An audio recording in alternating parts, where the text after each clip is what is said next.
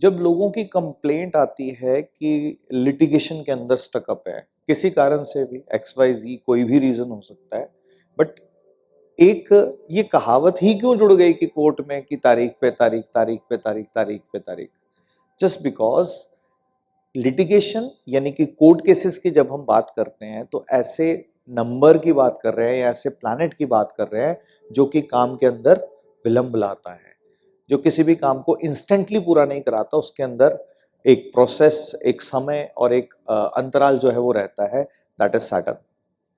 शनि जब भी numerologically number की फ्रीक्वेंसीज में डिस्टर्ब होगा along with number 4 and number 1, तो चांसेस बनते हैं एक व्यक्ति की लाइफ के अंदर लिटिगेशन के बनने के।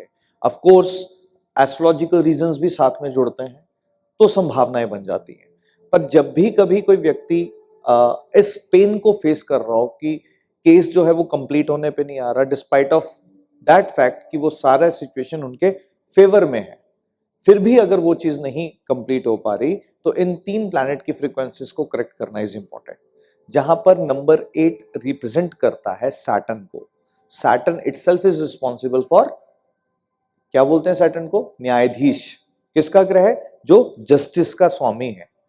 4 नंबर क्या करता है आपकी लाइफ के अंदर? जब 8 की फ्रीक्वेंसीज के साथ जुड़ता है तो भटकाव देता है किस कॉन्टेक्स्ट के अंदर?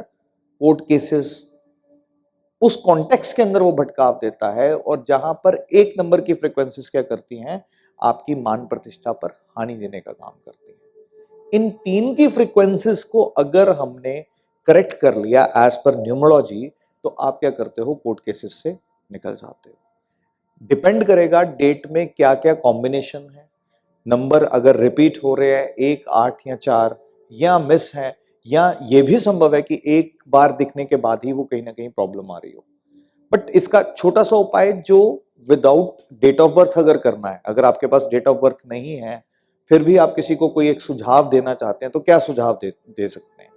एक्चुअल में तो इसका प्रॉपर कैलकुलेशन करके ही सुझाव होना चाहिए, बट जनरल एक रेमेडी अगर किसी को देनी हो तो 2 रेमेडीज यहां पे काम एक साथ कर सकती है, जिसके अंदर 8 मुखी रुद्राक्ष को अगर हम वेस्ट डायरेक्शन घर के अंदर अगर प्लेस करते हैं तो कहीं ना कहीं आपको अच्छे प्रभाव जो है उसके दिखने शुरू हो जाते हैं।